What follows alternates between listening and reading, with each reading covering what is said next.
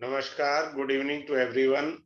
आज का हमारा जो क्लास है वो जेमिनी एस्ट्रोलॉजी पर है। मेरे को ये एस्ट्रोलॉजी बहुत मदद करती है जबकि मैं प्रैक्टिस करता हूँ। मैं एक कंसल्टेंट हूँ, पढ़ाने का शौक उठा 2 साल से तो पढ़ा रहा हूँ। मैं बेसिकली वैदिक और नाड़ी के ऊपर चलता हूँ और जेमिनी की मदद लेता हूँ।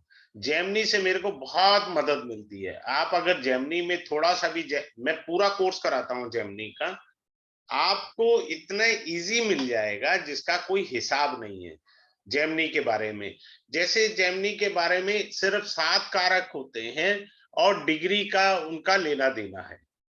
क्लियर है? मैं अभी आपको एक चार्ट से सिखाऊंगा। बहुत सारे लोग जो एस्ट्रोलॉजी जानते होंगे वो आराम से सीख जाएंगे, बड़े आराम से। इसमें कोई रॉकेट साइंस है ही नहीं है कि ना समझ में आए। मैं देखिए शेयर कर रहा हूं आपके सामने चार्ट। ये चार्ट शेयर हो रहा है आपके सामने। अब हमारे को कुंडली है, किसी की कुंडली है, हमारे को वीनस दिखा है, इसकी दशा है। एक सेकंड रुकिएगा, मैं हाँ ये कर दिया, वीनस की दशा है।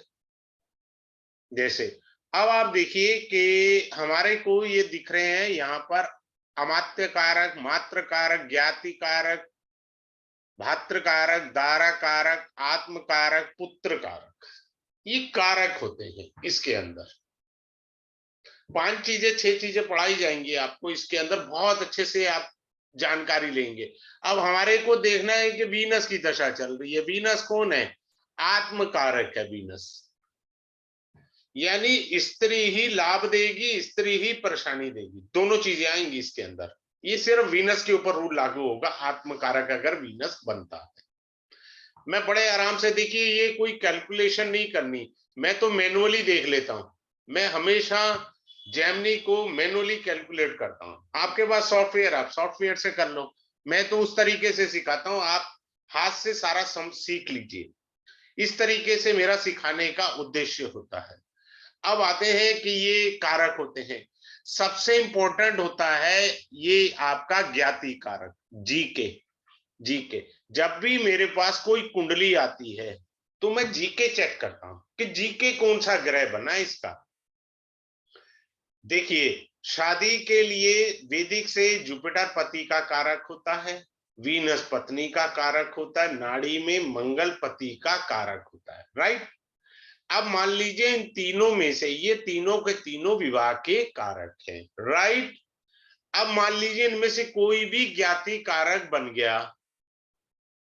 दशा चाहे किसी और ग्रह की है आपकी कुंडली में, बंदे की मैरिड लाइफ की लंका लगी पड़ी होगी। ये हो ही नहीं सकता ना हो, क्योंकि ज्ञाति कारक कौन बना? कारक ऑफ द मैरिज। मैरिज जो विवाह के कारक है वही ज्ञाति कारक बन गया, तो कुछ नहीं हो सकता। बदकिस्मती उसकी दशा आ गई तो डिवोर्स की तरफ जा रहे हैं।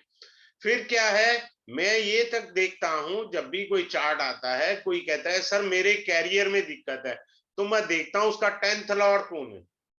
10th लॉर्ड है यहां पर जैसे मरकरी। क्लियर? नंबर 1 हमने देखा मरकरी, कहीं गलती से मरकरी ज्ञाति कारक है तो उसके कैरियर या प्रोफेशन में दिक्कत आनी तय है। बात करता हूं, बाकी हम बाद में देखेंगे, हमें तो स्क्रीनशॉट पता लग गया। जैसे रेलवे की किताब आती थी ना, train at a glance, picture at a glance वाली बात है। दूसरा, काल पुरुष कुंडली से Saturn is the karaka for profession as per the kaal पुरुष कुंडली। कारण 10 नंबर राशि 10th भाव में आती है। कहीं ये तो ज्ञाति कारक नहीं है? अगर है, कैरियर में स्ट्रगल है, बात खत्म हो गई ना। अब एक और चीज सिखाता हूं बड़े अच्छे से। मैं एक्चुअली क्या करता हूं, मेरे अंदर मॉडिफिकेशन भगवान ने कृपा दी है, मैं वही देता रहता हूं मॉडिफिकेशन। क्या होता है, देखिए वीनस नाड़ी में पैसे का कारक है। राइट? और जुपिटर जो है वैदिक में पैसे का कारक है आपका। क्लियर है? दोनों पे पैसे के कारक ग्रह हो गए। सिंपल सी बात है। अब मान लीजिए इनमें से ये ज्ञाति कारक बन गया या ये ज्ञाति कारक बन गया, तो भैया पैसे की दिक्कत पक्का है, बात खत्म हो गई। अभी थोड़ी देर पहले मैंने ये कारक बदले थे। देखो, मैं नाड़ी का अभी मेरा कोर्स खत्म हुआ है तो मैंने तो सभी के चार्ट लगा के पढ़ा दिया था। अब ये जो चीज है, अब यहाँ पर मैंने वो कारक पति पत्नी नहीं लिए, मैंने लिया पैसे का कारक वीनस एज पर नाड़ी और जुपिटर एज पर वैदिक एस्ट्रोलॉजी, पैसे का कारक लिया। अगर वो जी के निकल आया, you have to struggle for the money. बहुत इजी टेक्निक है, कोई रॉकेट साइंस नहीं है। जिनको आता है वो अभी सीख जाएंगे, मैं तो सीधी सी बात कह रहा हूं, वो लोग अभी सीख जाएंगे। अब मैं अगला पॉइंट बताता हूं आपको। अगला पॉइंट क्या है इसके अंदर, आप देखिएगा कि इसमें चर कारक ग्रह होते हैं, चर कारक। क्लियर है? चर कारक ग्रह होते हैं। कौन कौन से होते हैं चर कारक ग्रह? पहला होता है आत्म कारक, अमात्य कारक, भात्र कारक, मात्र कारक, पुत्र कारक, ठीक है, ज्ञाति कारक और दारा कारक। आत्म कारक सबसे इंपॉर्टेंट है। आत्म कारक का मतलब होता है हमारी आत्मा रीइंकारनेशन, बार बार जन्म लेती है, बार बार हमारा मरण होता है। तो ऐसा कौन सा गुण हमारी आत्मा लेकर के आई है, ये आत्म कारक होता है। ठीक है, तो मान लीजिए किसी का सूर्य है बड़े अच्छे तरीके से 7 ग्रह, इसमें राहु केतु कंसिडर नहीं होते कारक के अंदर। जैमिनी एस्ट्रोलॉजी में कारक में राहु केतु इन्वॉल्व नहीं होते, कीप इट इन माइंड। ये मेरी थ्योरी नहीं है, मैं कभी ना मिला ना भेंट किया। I have red book of mister K N Rao and he has confirmed that no use of Rahu and Ketu. Most of the people they introduce rahu ketu, it gives a lot of confusion to you in the journey। Simple सा लेना है, सूर्य अगर आत्म कारक है तो ऐसे आदमी में 2 आदमी के काम करने की क्षमता होगी। You have a very good skill of management, the God has given to you. भगवान ने आपको बहुत अच्छी स्किल दी है। अब आप मान लीजिए चंद्रमा, क्लास में तो मैं बहुत बेहतरीन देना है मुझे, ये आप देखिए यहीं से सीख जाएंगे। चंद्रमा है, आपके किचन में सबसे ज्यादा ग्लास के बर्तन होंगे। यू लव मेलोडी सॉन्ग्स, क्योंकि सौम्य ग्रह है ना। अगर ये आत्मकारक बना है, मंगल बना है मान लीजिए आत्मकारक, तो क्या है, पिछले जन्म में आप झगड़े करते थे, इस जन्म में आपके पास झगड़े आएंगे, आप उससे भागेंगे। किससे? झगड़ों से। सिंपल सी बात है। मान लीजिए शनि बना है आपका आत्मकारक, you have a very depth knowledge, कोई भी चीज हो उसकी गहराई को छुएंगे और अपनी जिंदगी के शिखर पर पहुंचने का प्रयास करेंगे। दिस इज कॉल्ड आत्म कारक। अमात्य कारक क्या होता है? प्रोफेशन होता है, प्रोफेशन को रिप्रेजेंट करता है। भात्र कारक जो भी 3rd हाउस के कारक है उसके, ये 10th हाउस के कारक जितने हैं वो आ जाएंगे। मात्र कारक 4th हाउस के जितने कारक हैं वो आ जाएंगे कारका। जैसे 4th हाउस मदर है, व्हीकल है, प्रॉपर्टी है। क्लियर है? पुत्र कारक 5th हाउस जो भी चीज को रिप्रेजेंट करता है, क्रिएटिविटी है, संतान है आपका, लव अफेयर है, ये सब। ज्ञाति कारक आपका एक किस्म से 6th हाउस को रिप्रेजेंट करता है, रोग ऋण रिपु शत्रु। दारा कारक आपका स्पाउस 7th हाउस को रिप्रेजेंट करता है, पति या पत्नी और पार्टनरशिप को, ये दारा कारक है। सिंपल। इसमें सबसे खतरनाक ये है, सिंपल सी बात याद रखिए, ज्ञाति कारक। ये किसी भी ग्रह के साथ, यानी आत्मकारक, भात्रकारक, मात्रकारक, पुत्र कारक या दारा कारक किसी के साथ भी बैठ जाए तो प्रॉब्लम उस कारक से आएगी। मान लीजिए ज्ञाति कारक आत्म कारक के साथ बैठ गया या देख लिया, दृष्टि डाल दी, तो कैरियर में संघर्ष दे देगा। 6ठा घर संघर्ष का है।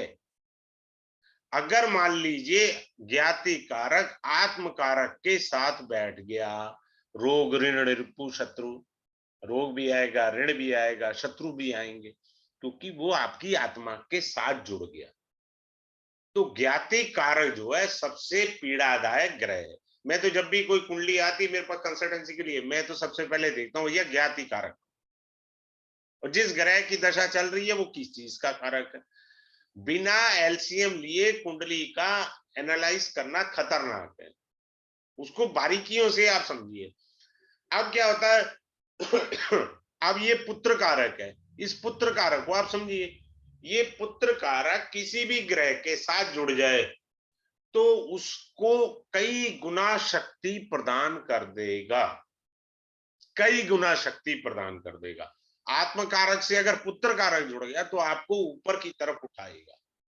आत्म कारक कौन है? I me myself as per same as in the लग्न। आत्म कारक आपकी आत्मा का यात्रा को बताता है, हमारे अंदर कौन से विशेष गुण है, वो आत्म कारक है। सिंपल सी बात है। अब इसमें राजयोग बड़े आसान है, अभी मैं चार्ट लगाऊंगा, पहले ये बेसिक आप समझ लीजिए। अब मान लीजिए आपका आत्म कारक, अमात्य कारक और आत्म कारक कहीं पर इकट्ठे बैठे हैं चार्ट में, और उसको ये बना राजयोग। अब इस राजयोग को कहीं गलती से पुत्र कारक ने दृष्टि डाल दी तो ये मल्टीपल टाइम्स बढ़ा दिया राजयोग, और ऐसा राजयोग पैदा होने से लेके मरने तक सुख भोगेगा। या दशा वशा सब साइड पे कर दो। अगर इसी युति को सॉरी ज्ञाति कारक देख ले तो राजयोग का सत्यानाश मार दिया इसने, राजयोग का सत्यानाश मार दिया। सिंपल सी बात है, क्लियर है? यहां तक बात समझ में आ गया? आगे चलते हैं और आपको बताते हैं, आराम आराम से चलते हैं, आराम आराम से। कारक आपको 7 कारक पता लग गए। अब आते हैं चार्ट के ऊपर वापस पुनः। क्लियर? ये हमारा चार्ट है, इसके ऊपर हम आ रहे हैं। हमें देखना है कि कारकांश लगन बनता कैसे, आत्म कारक आता कैसे। सिंपल सी बात है। अब आप ध्यान से देखिए और समझने का प्रयास करिए। जो भी हाईएस्ट डिग्री प्लैनेट होता है, हाईएस्ट डिग्री प्लैनेट कौन सा है? आत्मकारक, ये वीनस। वीनस जिस राशि में बैठता है, 3 नंबर में बैठा है, क्लियर है? ये बन गया कारकांश लग्न। कारकांश लग्न को हम यहां पढ़ेंगे। अगर आपने नमांशा से पढ़ना है तो उसको स्वांश लगना पढ़ेंगे। स्वांश लगना वो D9 का स्वांश लगना कहलाता है, कारकांश लगना D1 से है। अच्छा, एक सुंदर और बात बता देता हूं। जो आत्म कारक आपका जिस राशि में बैठा है, अगले जन्म में जिस राशि में बैठा, बुध की राशि में बैठा है ना, तो बुध आपका नेक्स्ट बर्थ में आत्म कारक बनेगा। बात खत्म। आपको पता लग गया मेरा अगला जन्म बुध का आएगा, मेरी आत्मा बुध से जुड़ी होगी, जैसा मर्जी मैं जीवन जी लूं। आत्मकारक यात्रा बताता है आत्मा की, आप लेकर के आए और आगे कहां जाएंगे आफ्टर द रीइंकार्नेशन। क्लियर है? तो अगले जन्म में बुध आपका आत्मकारक बने, सीधी बात। अब हमारा ये बुध की राशि 3 नंबर राशि कहां है? ये है। तो अब ये हमारा कारकांश लगन बन गया जी। क्या बन गया? कारकांश लगन बन गया। यानी ये पहला हाउस हुआ, यहां से ये दूसरा हाउस हुआ, यहां से ये तीसरा, चौथा, पांचवा, छठा। अब हाउस बदल गए।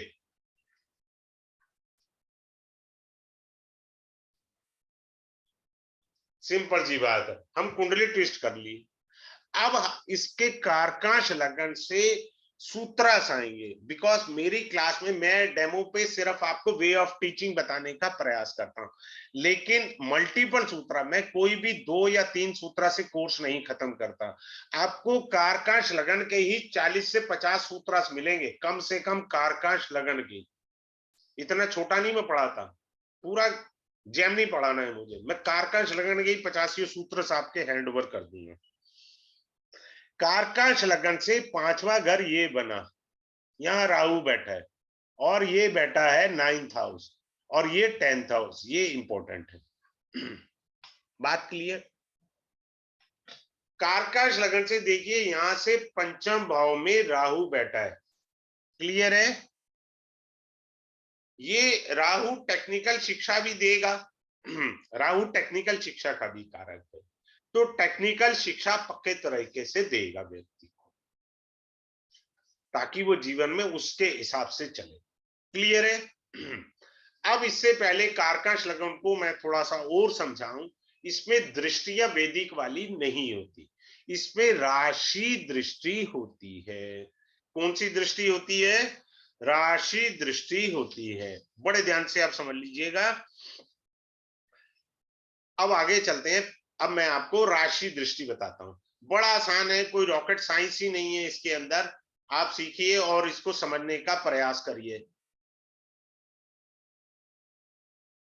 एक सेकंड में जरा, हाँ, अब आप देखिए इस चीज को। जो द्विस्वभाव राशि होती है, द्विस्वभाव, वो द्विस्वभाव राशि को ही देखेगी। Means what? Any dual sign will expect the dual sign. कौन से हैं? 3, 6, 9, 12 राशियां 3, 6, 9, 12 को ही देखेंगी। सिंपल सी बात है। चर राशि, चर राशि स्थिर राशि को देखती है और स्थिर राशि चर राशि को देखती है। सिंपल सा है।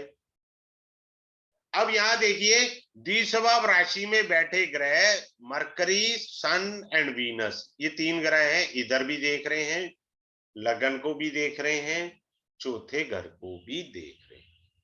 देख गए जी, सिंपल सी बात है, कोई रॉकेट साइंस ही नहीं थी। चर, ये द्विस्वभाव राशि द्विस्वभाव राशि को देख रही है, बाकी इनकी दृष्टियां कहीं नहीं जा रही। क्लियर? सिंपल सी बात। और इसमें बैठे ग्रह इन भावों को देख रहे हैं, यानी बुध, सूर्य और शुक्र दशम भाव पर भी दृष्टि रख रहे हैं, लगन पे भी दृष्टि रख रहे हैं और चतुर्भाव पर भी दृष्टि रख रहे हैं। क्लियर है? सिंपल सी बात है। अब इसको हम ऐसे लगन से पढ़ लिया। अब हमने पढ़ा कारकांश लगन, यही बना था हमारा, जेमिनी बना था। तो जेमिनी के 4th हाउस को देख रहे हैं, जेमिनी के यानी कारकांश लगन के चतुर्भाव को देख रहे हैं, यहां से चतुर बनाइए। कारकांश लगन के दशम भाव को भी देख रहे हैं, 3 शुभ ग्रह देख रहे हैं, सूर्य बुध शुक्र। तो आदमी अच्छे शिखर पर जाएगा, उसको प्रॉस्पेरिटी मिलेगी। अब आ जाइए अगले पॉइंट पर। अब आया चर राहु केतु नहीं लेंगे, अब स्थिर राशि में मंगल है, ये चर राशि को देख रहा है, 7वीं चर राशि है, और ये मंगल यहां देख रहा है, चर राशि है, और मंगल यहां देख रहा है, चर राशि है। अपने से पीछे वाली राशि को नहीं देखता, आगे वाली राशि को देखता है। चर राशि को देख रहा है, तो मंगल की दृष्टि कहां कहां जा रही है? चर राशि पर जा रही है। सिंपल सी बात हो गया। आगे चलते हैं। अब स्थिर राशि में ग्रह कौन है? जुपिटर बैठा है, तो जुपिटर कहां देखेगा?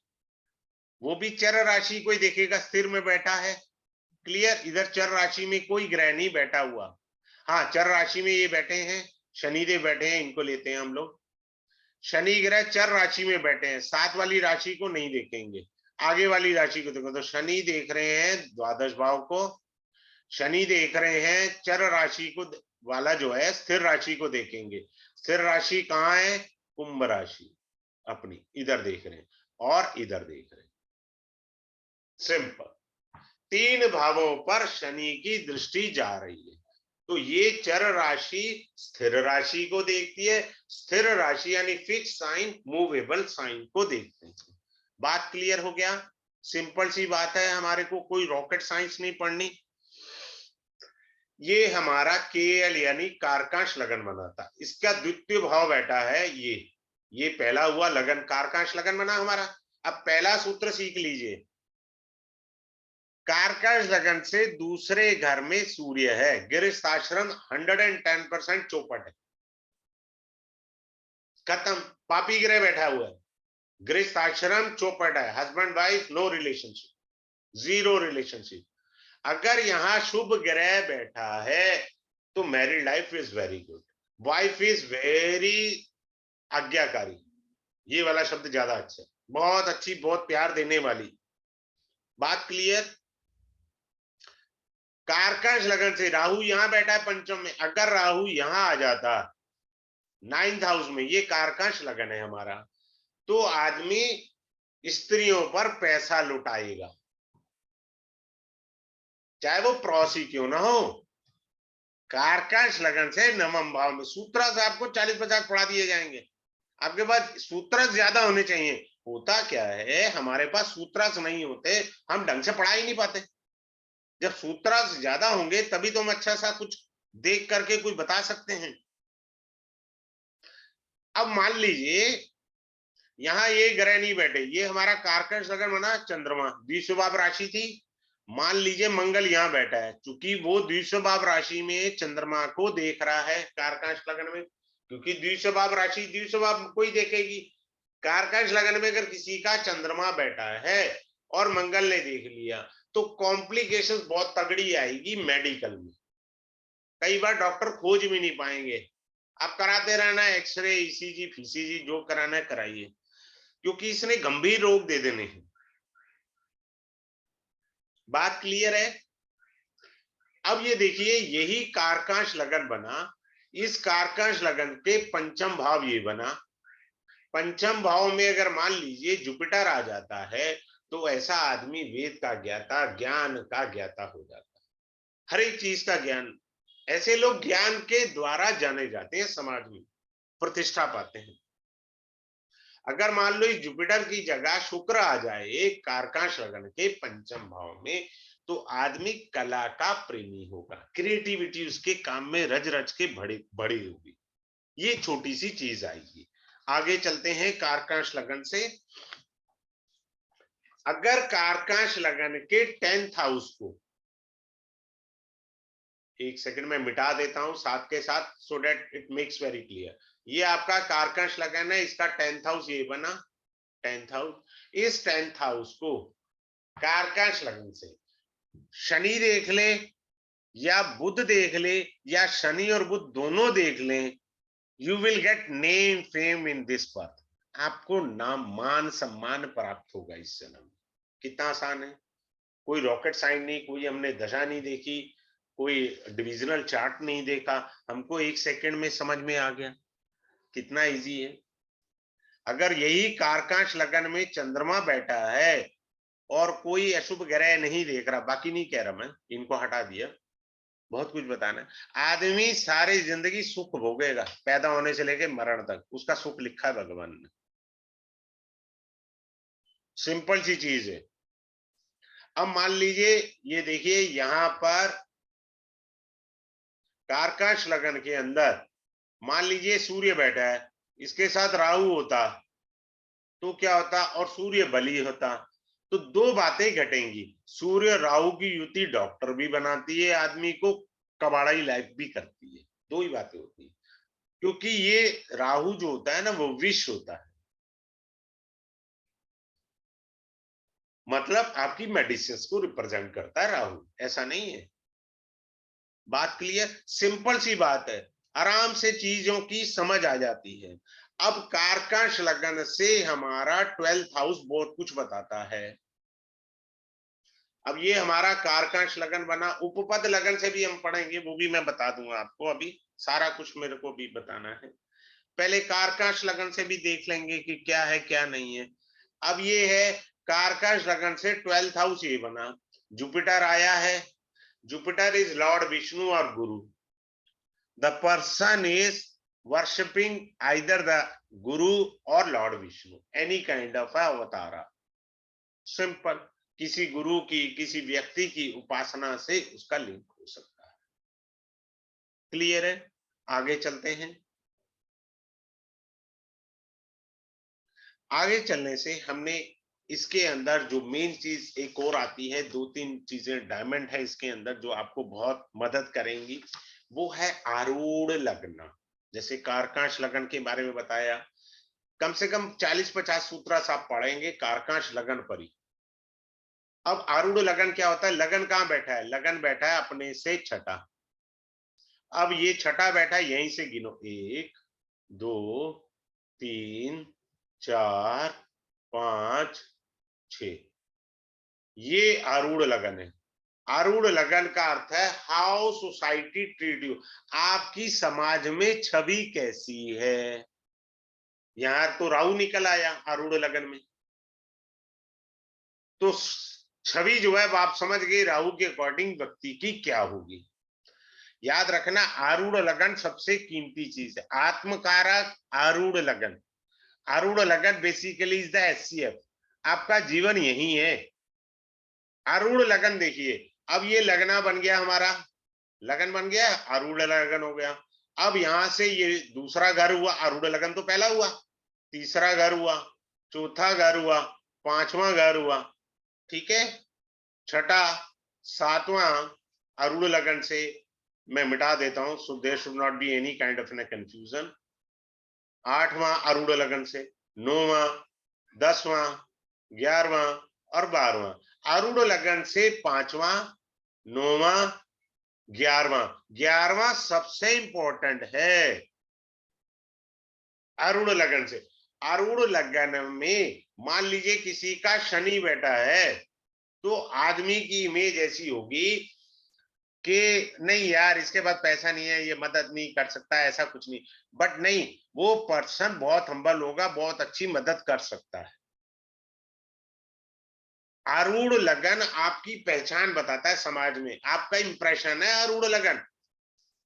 समाज में कैसे हैं, आपकी प्रतिष्ठा कैसी है, आप दिखते कैसे, समाज आपको जानता कैसे है। So I will teach you in a very depth way out. आरूढ़ लगना, आरूढ़ लगना के बारे में हम बारीकी से देखेंगे और समझेंगे। आरूढ़ लगना से 11th हाउस में मान लीजिए किसी का चंद्रमा बैठा है, लाभ का है ना स्थान, तो मम्मी जो है बचपन से आपको पापा से, बाकी भाई बहनों से ज्यादा प्यार करती है, आउट ऑफ द वे पैसे देती है। चंद्रमा जो है वो सोसाइटी को रिप्रेजेंट करता है। हो सकता है आप सोसाइटी में जाने जाएं, पहचाने जाएं, भैया लोग आपसे आके कहते भाई साहब आप सेक्रेटरी बन जाए, आप प्रेसिडेंट बन जाए, समझ रहे हैं। अगर इसी की जगह सूर्य हो जाए आरूढ़ लगन से 11th हाउस में, तो आपके पापा। दूसरा, गवर्नमेंट से आपको फायदा होगा, सरकार से हमेशा आपको कुछ ना कुछ प्राप्ति होगी। सपोज आपका प्रोफेशन या आपका बिजनेस कुछ इस टाइप का है, you can get award from the government of India और द स्टेट गवर्नमेंट, क्योंकि लाभ के भाव में बैठा। कहां से? आरूढ़ लगन से। आरूढ़ लगन जो हमने बनाया ये वाला आरूढ़ लगन से हमने देखना है, तो इस चीज को बारीकी से मेरे को बताना है और समझना है, ठीक है। आरूढ़ लगन हमारी कई बारी चीजों को इतना बारीकी से बता देता है जिसका कोई कल्पना नहीं की जा सकती। कैसे? आरूढ़ लगन को दृष्टि तो वही होगी इसमें, चर राशि को देखेगी। अब मान लीजिए ये हमारा आरूढ़ लगन है, क्लियर है, राहु बैठा है, वो उसने वैसे ही इमेज को थोड़ा सा डाउन कर दिया। अब देखो इस चर राशि को कोई फिक्स साइन से देख रहा है, हाँ देख रहा है ना, जुपिटर देख रहा है, ये देखो इस आरूढ़ लगन को शुभ ग्रह देख गया, आपको प्रतिष्ठा दिला देगा यही जुपिटर, सम्मान दिला देगा सोसाइटी में, क्योंकि उसका एस्पेक्ट आ गया। यहां पर वो वैदिक दृष्टि नहीं चलेगी, यहां पर स्थिर राशि चर राशि में बैठे ग्रह को देखेगा। तो बृहस्पति स्थिर राशि में बैठा था और चर राशि थी आरूढ़ लगन की, उसको देख लिया, बृहस्पति चमका देगा, बिकॉज बृहस्पति इज ब्लेसिंग, उसने चमका दिया आपको। क्लियर? आगे चलते हैं। इसके बाद हम इस चीज को समझते हैं। आरूढ़ लगन के बाद आरूढ़ लगन का एक और सूत्र मैं शेयर करना चाहूंगा सबके लिए। ये 11th हाउस बना आरूढ़ लगन का, मान लीजिए ये मंगल है, मान लीजिए किसी का केतु भी बैठा है, केतु को बोलते हैं गलती, और मंगल है प्रॉपर्टी। कोई आदमी प्रॉपर्टी में गलती करेगा, आपको लाभ होगा। Are you getting my point?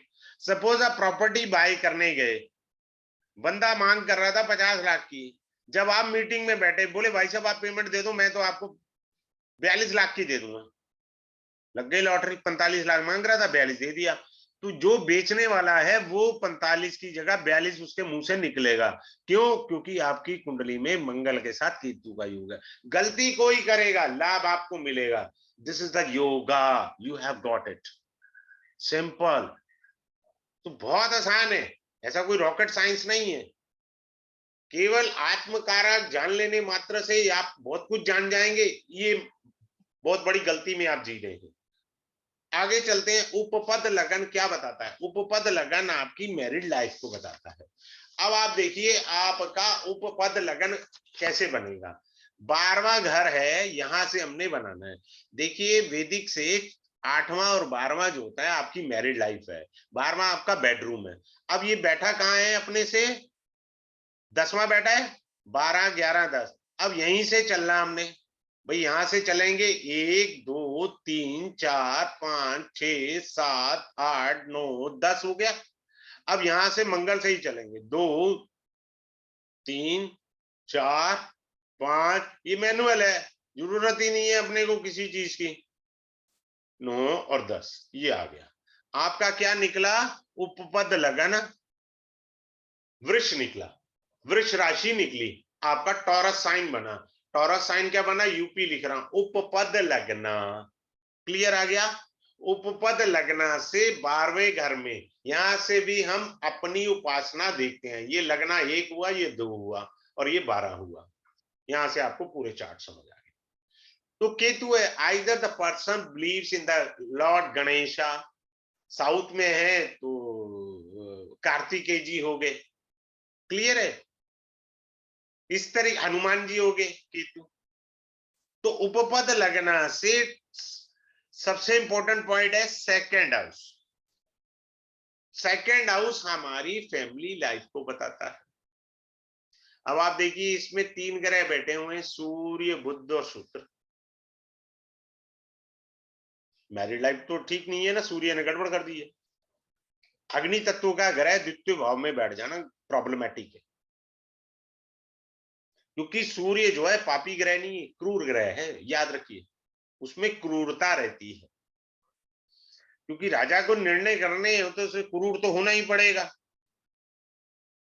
Clear है, सिंपल सी बात है। अब इसी उपपद लगना से पंचम भाव कौन सा बना? 3 4 और ये बना 5। मान लो मेरी एक क्लास में आए थे, कैलकाटा से एक सज्जन थे, उनका चंद्रमा था, ऐसे ही मैंने चार्ट लगा दिया। तो चंद्रमा बैठा ये कहता है कि आपको संतान होगी पर विलंब से होगी।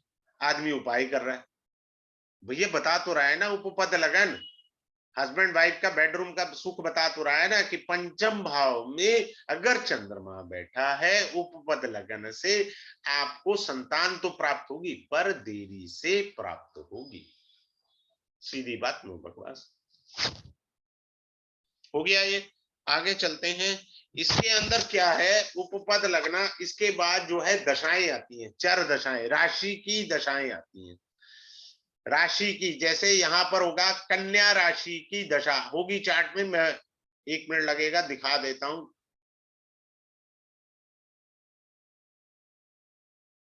दशा ये विस्तोन्द्री योगनी अदर राशि दशा, ये आ गया चर दशा, ये आया। ये देखिए चर दशा आ गई ना, सिंपल सा है, निकली हुई है।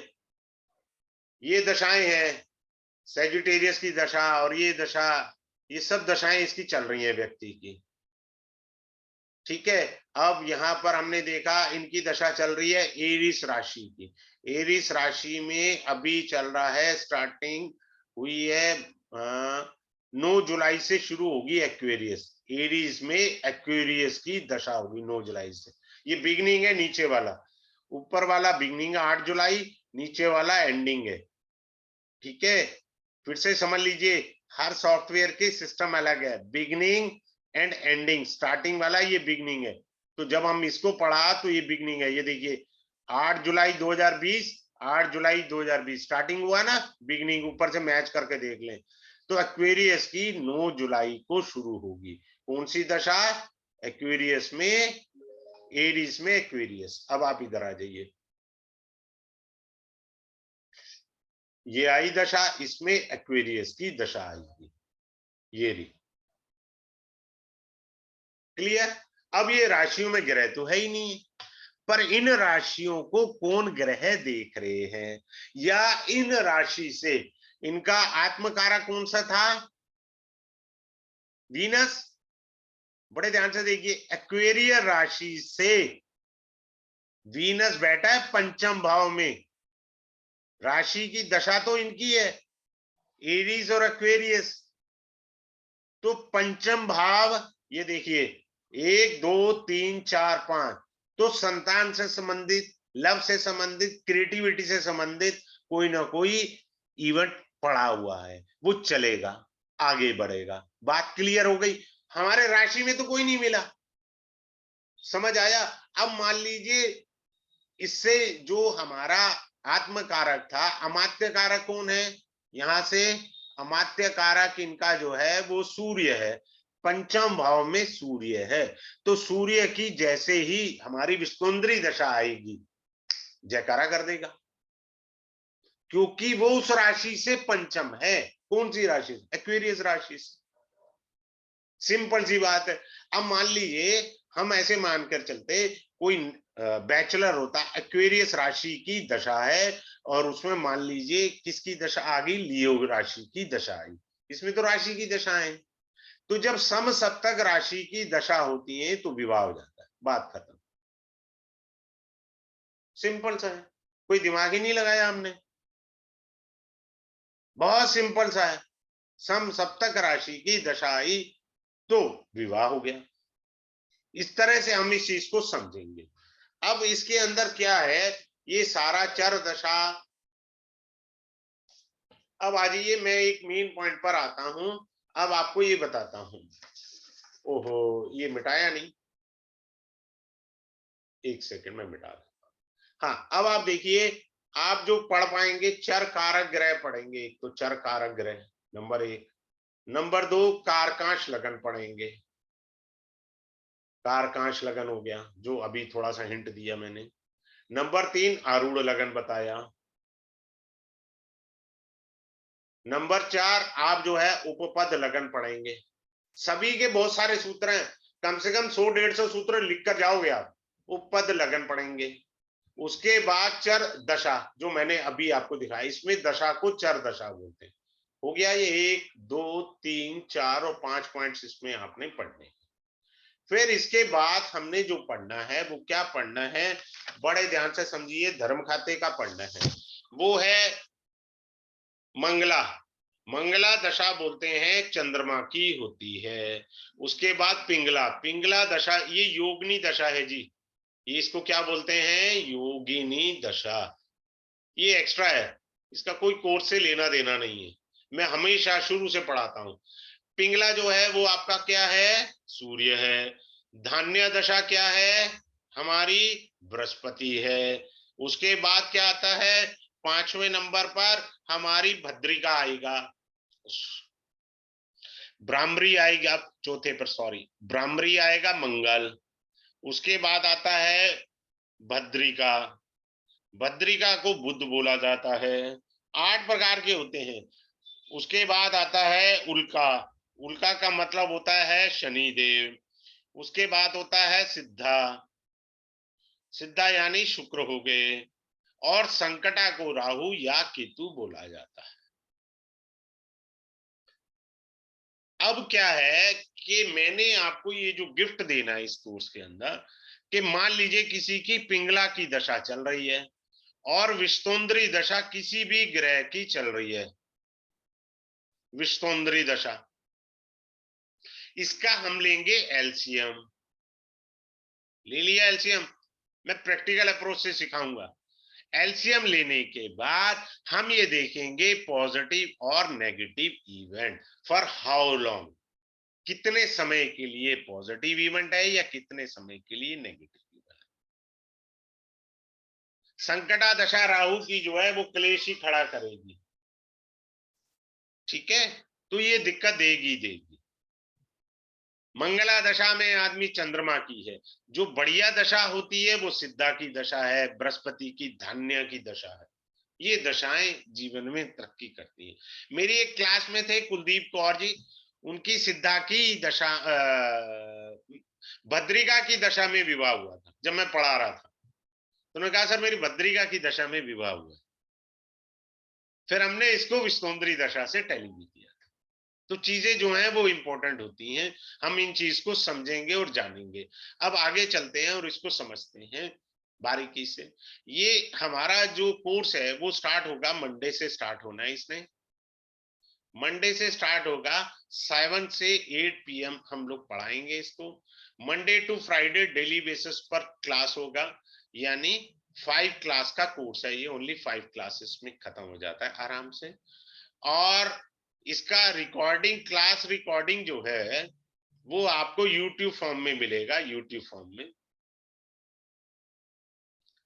और इसके बाद जो है आपको फीस जो है डेट इज ओनली 2,111, यानी जेमनी ऑलमोस्ट पूरा करने के बाद, कुछ लोग तो कारक से ही जीवन चला रहे हैं, कारक पढ़कर ही बहुत कुछ हो गया। अरे कारक के बाद आगे भी तो पढ़ लो, दशा भी है, कारकांश लगन भी है, उपपद भी है, आरूढ़ लगन भी है। आपको ऐसे ऐसे सूत्रांश पता लग जाएंगे कि आप हैरान रह जाएंगे, कल्पना से परे रहेंगे। क्लियर है? चलिए ठीक है। Thanks to all of you. Have a good day for joining this webinar. Thanks a lot once again to you.